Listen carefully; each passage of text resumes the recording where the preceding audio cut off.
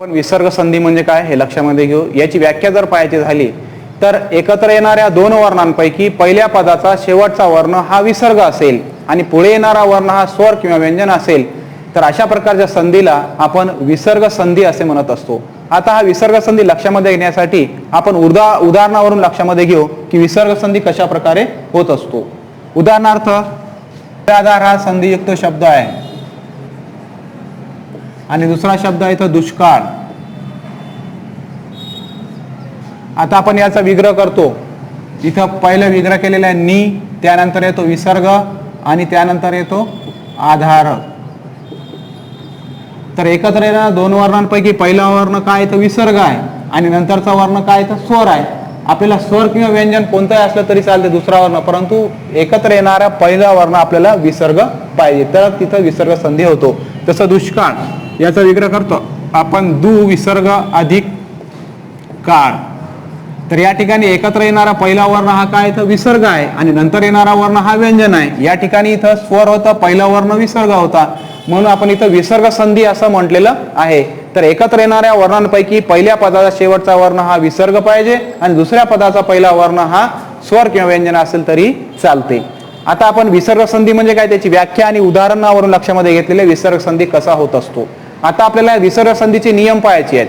जसं आपण स्वर संधीचं नियम क्रमांक 1 ला नाव दिलेलं होतं दीर्घत्व संधी, व्यंजन संधीच्या नियम क्रमांक 1 ला नाव दिलेलं होतं आपण प्रथम व्यंजन संधी, तशाच प्रकारे विसर्ग संधीच्या नियम क्रमांक 1 ला नाव दिलेले आहे विसर्ग उकार संधी. आता विसर्ग उकार संधी काय म्हणतो ते बघा की नियम क्रमांक 1 आहे विसर्ग उकार संधी. विसर्ग आहे, विसर्गाच्या मागे अ हा स्वर आणि पुढे येणारा वर्ण हा मृदू व्यंजन असेल, पुढे येणारा वर्ण हा मृदू व्यंजन असेल तर या विसर्गाचा काय होतो उ होतो. विसर्गाचा उ होऊन तो मागच्या अ मध्ये मिसळतो आणि त्याचा ओ होतो आणि संधी होतो. यालाच म्हणतात विसर्ग उकार संधी. आता या विसर्ग उकार संधीच्या नियमानुसार तयार होणारे शब्द बघा. इथं अधोवदन, आपण याचा विग्रह करतो. इथं अधह अधिक वदन. एकत्र येणाऱ्या दोन वर्णांपैकी पहिला वर्ण हा विसर्ग आहे, परंतु विसर्गाच्या मागे कोणता स्वर आहे अ हा स्वर आणि पुढे येणारा वर्ण व हा कसा व्यंजन आहे आपल्याला पाहिजे मृदू व्यंजन. व हा मृदू व्यंजन आहे म्हणून या विसर्गाचा काय होतो उ होतो आणि तो या मागच्या अ मध्ये मिसळतो व त्याचा ओ होतो आणि संधी होतो. संधियुक्त शब्द तयार होतो अधोवदन. विसर्ग संधीचा नियम क्रमांक 1 नुसार विसर्ग उकार संधीनुसार तयार होणारा हा शब्द आहे अधोवदन. तशाच प्रकारे इथं मनोराज्य आहे, तपोबल आहे. आपण तपोबलचा जर विग्रह केला तर या ठिकाणी दोन पदे मिळतात आपल्याला तपह अधिक बल. विसर्ग आहे, विसर्गाच्या मागे कोणता स्वर येतो काना मात्रा वेलांटी इकार उकार काहीही नसेल तर अ हा स्वर येतो आणि पुढे येणारा वर्ण ब हा व्यंजन कसं आहे मृदू व्यंजन आहे. पुढे येणारा वर्ण आपल्याला मृदू व्यंजन पाहिजे म्हणून ब हा मृदू व्यंजन आलेला आहे म्हणून या विसर्गाचा काय होतो उ होतो आणि या मागच्या अ मध्ये तो मिसळतो व त्याचा ओ होतो आणि संधी होतो. संधियुक्त शब्द तयार होतो तपोबल. विसर्ग संधीच्या नियम क्रमांक 1 नुसार तयार होणारे हे शब्द होते विसर्ग उकार संधी नियमानुसार. आता विसर्ग संधीचा नियम क्रमांक 2 पाहायचा आपल्याला. विसर्ग संधीचा नियम क्रमांक 2 ला नाव दिलेले आपण विसर्ग र संधी. आता या विसर्गाचा र केव्हा होतो बघा. विसर्ग आहे आणि या विसर्गाच्या मागे अ किंवा आ याशिवाय दुसरा कोणताही स्वर. विसर्गाच्या मागे काय पाहिजे अ आ सोडून दुसरा कोणताही स्वर, अ आ चालत नाही. विसर्गाच्या मागे अ आ शिवाय दुसरा कोणताही स्वर आणि विसर्गाच्या पुढे मृदू वर्ण. इथं मृदू वर्ण म्हटल्यानंतर सगळे स्वर येतात आणि मृदू व्यंजने येतात. विसर्गाच्या मागे अ आ शिवाय दुसरा कोणताही स्वर आणि विसर्गाच्या पुढे मृदू वर्ण असेल तर या विसर्गाचा काय होतो र होतो आणि संधी होतो. यालाच आपण म्हटलेलं आहे विसर्ग र संधी. आता या विसर्ग र संधी नियमानुसार तयार होणारे शब्द बघा. इथं निर्विकार पहिला शब्द आहे इथं निर्विकार. आपण याचा विग्रह करू आणि लक्षामध्ये घेऊ या नियमानुसार हा तयार होतो का. आपण याचा विग्रह केलेला आहे नि विसर्ग अधिक विकार. एकत्र येणाऱ्या दोन वर्णांपैकी पहिला वर्ण हा काय तर विसर्ग आहे आणि या विसर्गाच्या मागे ई हा स्वर आहे. विसर्गाच्या मागे अ आ शिवाय असलेला स्वर ई आणि पुढे येणारा वर्ण व हा कसा आहे मृदू वर्ण पाहिजे आपल्याला. व य र ल व हे अर्धस्वर मृदू वर्ण आहेत म्हणून या ठिकाणी या विसर्गाचा र होतो आणि संधी होतो, संधियुक्त शब्द तयार होतो निर्विकार. तशाच प्रकारे निर्लोभ आहे. त्यात नंतर आहे तर दुरात्मा. या दुरात्माचा आपण विग्रह करतो इथं दु विसर्ग अधिक आत्मा. बघा या ठिकाणी विसर्ग आहे, या विसर्गाच्या मागे काय इथं उ आहे आपल्याला पाहिजे. अ आ शिवाय दुसरा कोणताही स्वर उ हा अ आला सोडून आहे आणि त्याच्या पुढे येणारा वर्ण आ आहे. आ हा मृदू वर्ण आहे. सगळे स्वर मृदू वर्णामध्ये येतात. आता बघू आपण या विसर्गाचं काय होतं इथं विसर्गाबद्दल येतो र आणि पुढील स्वर त्यात मिसळतो. पुढे स्वर असेल तर त्यामध्ये मिसळून जातो आणि व्यंजन असेल त्याचं द्वित्व तयार होते. इथे आ हा स्वर आहे म्हणून र मध्ये आ मिसळला रा झाला, शब्द तयार झाला दुरात्मा. विसर्ग संधीचं नियम क्रमांक 2 होतं विसर्ग र संधी, नियम क्रमांक 1 होतं विसर्ग उकार संधी. विसर्ग उकार संधीमध्ये विसर्गाच्या मागे अ हाच स्वर पाहिजे, दुसरं कोणताही चालत नाही. परंतु विसर्ग र संधीमध्ये विसर्गाच्या मागे अ आला सोडून अ आ शिवाय दुसरा कोणताही स्वर पाहिजे. इथं अ पाहिजे, इथं अ आ शिवाय पाहिजे, हा त्यामध्ये असलेला फरक. आता नियम क्रमांक 3 बघू आपण. विसर्ग संधीचं नियम क्रमांक 3चं नाव आहे विसर्ग श संधी, श षटकोनाचा. विसर्ग श संधी काय सांगतो आपल्याला विसर्ग आहे आणि या विसर्गाच्या मागे ई किंवा उ असेल, ऱ्हस्व किंवा दीर्घ कोणताही चालतो. विसर्गाच्या मागे ई किंवा उ आणि पुढे येणारा वर्ण क ख किंवा प फ या कठोर व्यंजनापैकी असेल तर या विसर्गाचा श होतो षटकोनाचा श.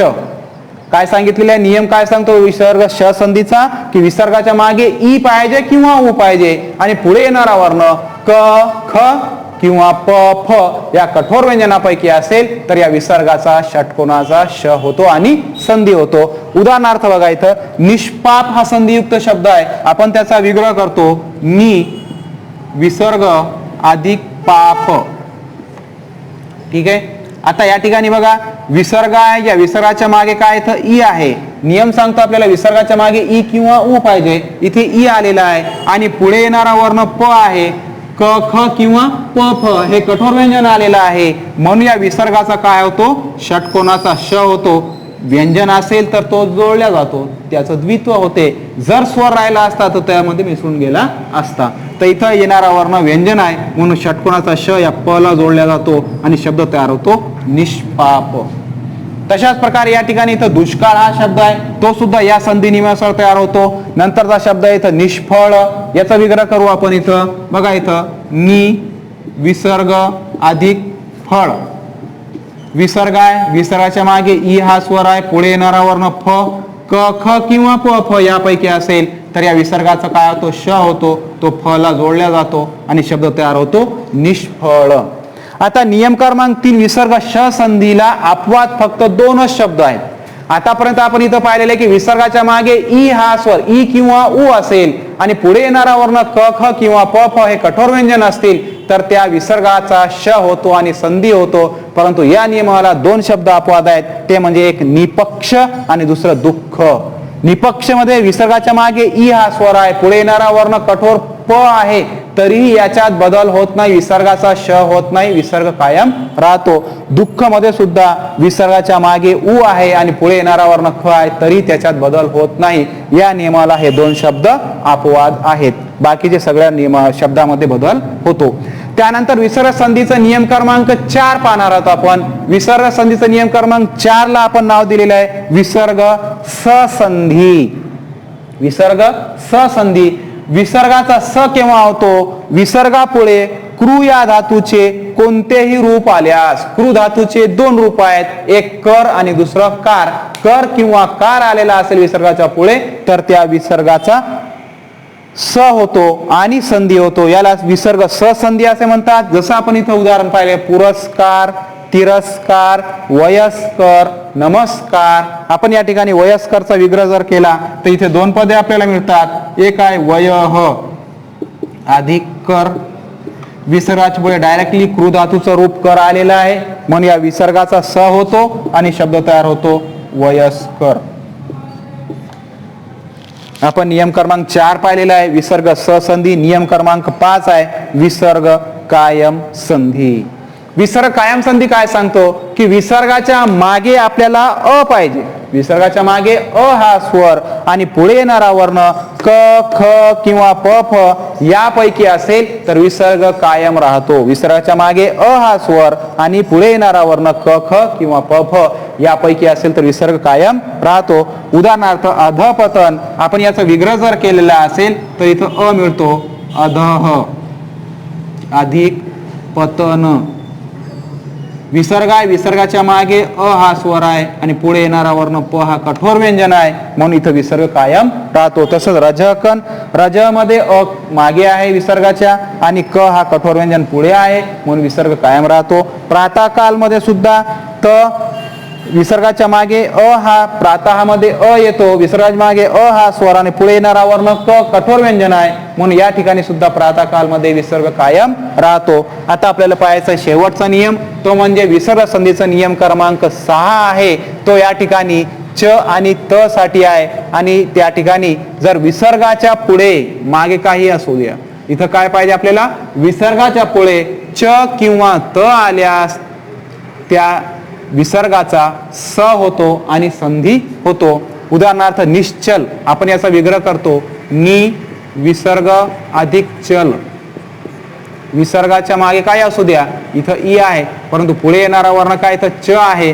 च असेल तर या विसर्गाचा काय होतो, स होतो आणि शब्द तयार होतो निश्चल. आपण नियम क्रमांक 6 पाहणार आहोत. नियम क्रमांक 6 सांगतो विसर्ग आहे, विसर्गाच्या पुढे च किंवा त आल्यास विसर्गाचा स होतो आणि संधी होतो. आपण इथं उदाहरण पाहू. मनस्ताप, याचा विग्रह करतो आपण. मनः अधिक ताप. विसर्ग आहे, या विसर्गाच्या पुढे त आलेला आहे म्हणून या विसर्गाचा काय होतो, इथं स होतो आणि शब्द तयार होतो मनस्ताप. तशाच प्रकारे निस्तेज हा शब्द आहे, आपण विग्रह करतो. नि विसर्ग अधिक तेज. विसर्गाच्या मागे कोणताही वर्ण चालतो परंतु पुढे येणारा वर्ण काय, तर त आहे म्हणून या विसर्गाचा काय होतो, स होतो. तो त ला जोडला जातो आणि शब्द तयार होतो निस्तेज.